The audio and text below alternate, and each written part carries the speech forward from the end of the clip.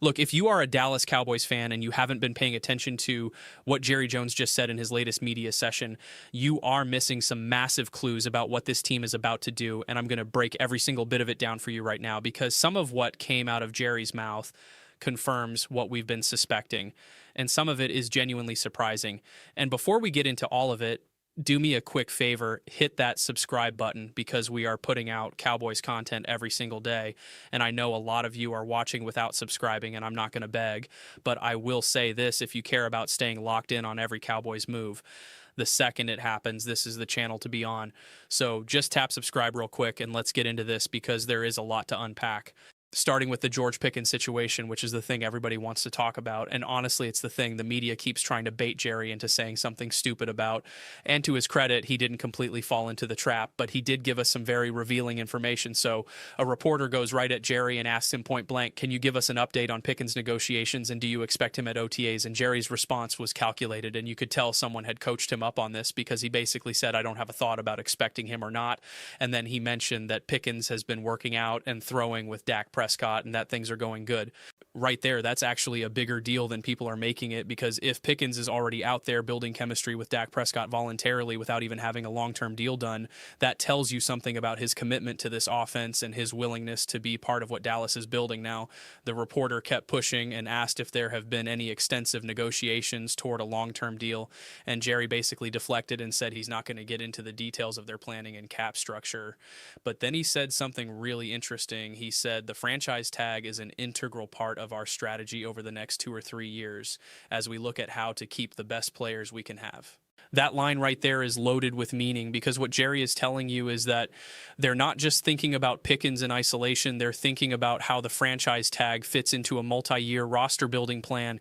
And that makes complete sense when you think about it from a pure business standpoint, because Dallas traded a third-round pick to get this guy from the Pittsburgh Steelers. And if you're Jerry Jones, you're not just going to let that investment walk away without maximizing the return. So the franchise tag gives them control and leverage and the ability to keep Pickens in the building while they figure out the long-term numbers.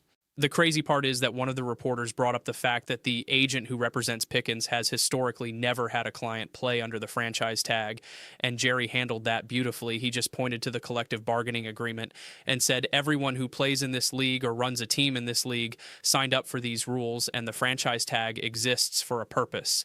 And he's right, whether you like it or not.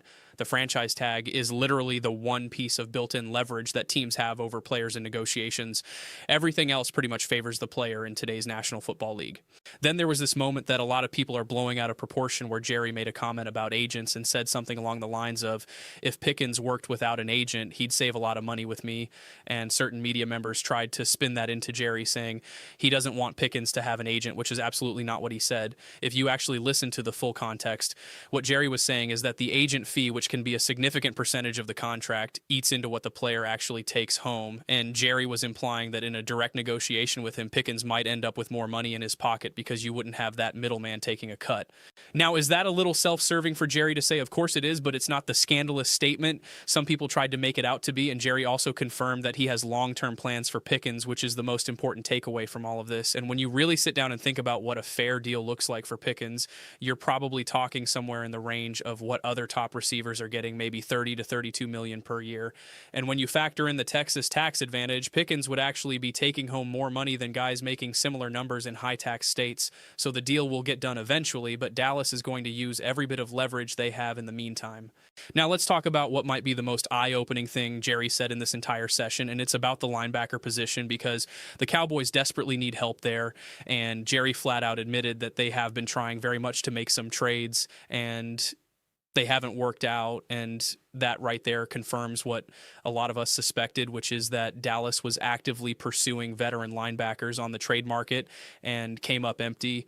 Then a reporter specifically mentioned linebackers who signed with the Las Vegas Raiders and the Carolina Panthers, and Jerry didn't deny it. He basically acknowledged that they were close on at least 2 situations, and he even said he probably left wherever he was thinking they had something done, which means Jerry thought a deal was in place, and it fell apart at the last minute, and that's frustrating.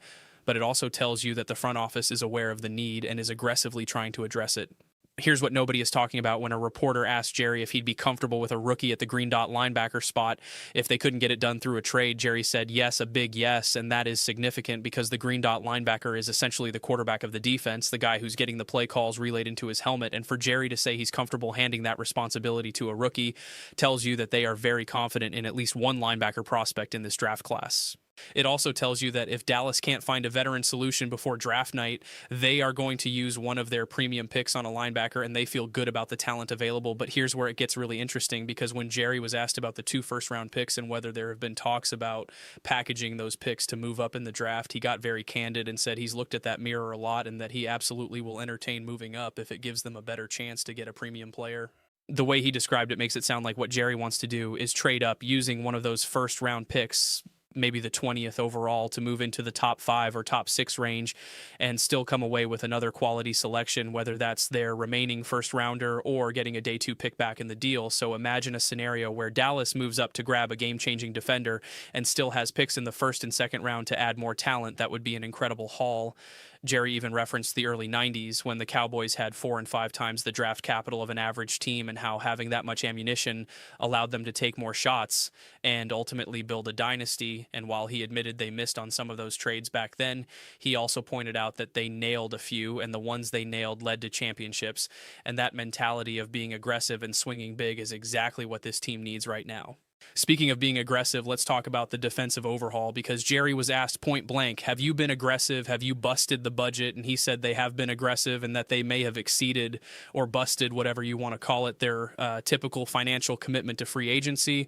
And then he said the most important part, which is, but we got some more, meaning they're not done yet. When you look at what Dallas has already done this offseason, it's actually more impressive than a lot of people are giving them credit for, because the signings of Rashan Gary and Jalen Thompson are legitimate difference makers, and I think people are seriously undervaluing what Jalen Thompson brings to this secondary, because this is not some backup level player. This is a starting caliber NFL safety who was in the conversation with Budda Baker for the best safety on the Arizona Cardinals. You're going to pair him with the rest of this defensive rebuild, and that's a real upgrade. And Rashan Gary next to Quinnen Williams and Kenny Clark on that defensive line gives Dallas a level of talent up front that they haven't had in years. And the key thing that Jerry pointed out is that almost all of the players they've signed this offseason have starting experience for a significant portion of their NFL careers. These aren't fringe guys or camp bodies. These are proven players who can step in and contribute immediately. And that's a departure from what we've seen from Dallas in past off seasons, where they would bring in bargain bin players and hope for the best. And I think that shift in approach is directly tied to the embarrassment of last season, because when you finish with one of the worst defenses in NFL history, you don't have the luxury of being conservative anymore. Jerry actually made a really interesting point about that. He essentially said that if they were almost in playoff contention with the worst defense in the league, imagine what happens if they can just get to a top 20 defense. And as much as it pains me to agree with Jerry on anything related to optimism, he's actually not wrong about that. The offense was productive enough last year to keep them competitive in most games. If the defense can even be average, not great, just average, that changes the entire equation for this team. Now let's talk about the scheme change, because this is where it gets really fascinating from a football perspective. Jerry confirmed that Dallas is making a conscious decision to move toward a blend of a 3-4 defense, and he was very specific that it won't be a pure 3-4, and that distinction matters a lot, because what they're essentially doing is creating a hybrid system that gives them more flexibility and versatility. The key player in all of this is Donovan Ezeiroku, because his unique skill set is what makes this whole thing work. And when you play a traditional 3-4, you have 2 outside linebackers who are essentially your edge rushers, but what makes Ezeiroku special is that he can line up with his hand in the dirt as a traditional defensive end, and he can also stand up and play off the line of scrimmage, which allows the defense to change looks pre-snap without substituting personnel. That kind of versatility is a nightmare for opposing quarterbacks, because they can't easily read what the defense is about to do. And Jerry even brought up the 9 technique, which is when a defender lines up wide outside the offensive formation. And that role requires elite speed and pursuit ability, which fits Ezeiroku perfectly, because his best attribute last season was setting the edge and chasing plays down from the backside in the run game. Meanwhile, the way Dallas plans to use Rashan Gary is equally interesting, because Gary is most effective when he's working inside with a more direct path to the quarterback, and that's part of the reason his sack numbers dipped when teams pushed him further outside in previous systems, so Dallas plans to move him around and put him in spots where he can win with power and interior pressure while Ezeuroku handles the wide edge responsibilities. When you combine that with interior forces like Quinnen Williams and Kenny Clark, you start to see how this defensive front could actually become a serious problem for opposing offensive lines. And the Cowboys also want their 2 inside linebackers to be interchangeable, which adds another layer of unpredictability to the scheme. Another storyline that came up was the Max Crosby situation, and a reporter asked Jerry how he felt about the trade that never materialized, and Jerry kept it simple, saying any player has to pass a physical before a deal is finalized, which strongly suggests that medical evaluations played a role in that situation. And while Jerry confirmed Dallas had interest, he also said he doesn't expect that scenario to reopen anytime soon, even though he left the door slightly cracked. On the coaching side, Jerry had some very positive things to say about new defensive coordinator Christian Parker, and it was clear that he's excited about the ideas Parker is bringing to the table, especially considering the defense he inherited was one of the worst in the league, which means the only direction to go is up. Jerry even compared the situation to when he first bought the Cowboys and had to rebuild from the bottom, explaining that when a team goes from terrible to competitive, the turnaround can make everyone involved look brilliant, and honestly, that's a pretty realistic way to frame expectations for this defense heading into the season. He also talked about something that doesn't get enough attention, which is the Texas tax advantage, pointing out that players who sign contracts in Texas often take home more money than players making the same salary in high tax states. And when contracts reach $30 or $40 million, that difference can mean millions more in a player's pocket, which absolutely plays a role in negotiations. The conversation also touched on the potential of an 18-game season, which Jerry supports because it would likely reduce preseason games while increasing overall league revenue, which benefits players through revenue sharing. And from a fan perspective, replacing preseason matchups with real regular season games would probably be a welcome change. When you step back and look at everything Jerry revealed during this session, it becomes clear that the Cowboys have a very specific plan for how they want to reshape this roster through free agency, the draft, and strategic financial decisions. And whether you love Jerry or criticize him, the moves they've made so far suggest the organization is serious about fixing the problems that held them back last season.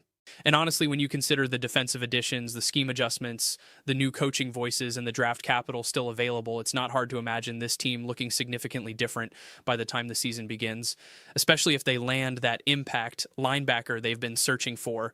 So now I want to hear from you, Cowboys Nation. What do you think about everything Jerry revealed? Do you believe the team really busted the budget this offseason?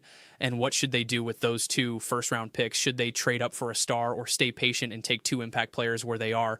Let me know your thoughts. And if you made it this far and you're still not subscribed, come on. You clearly care about this team as much as I do, so hit that subscribe button and join the community. And as always,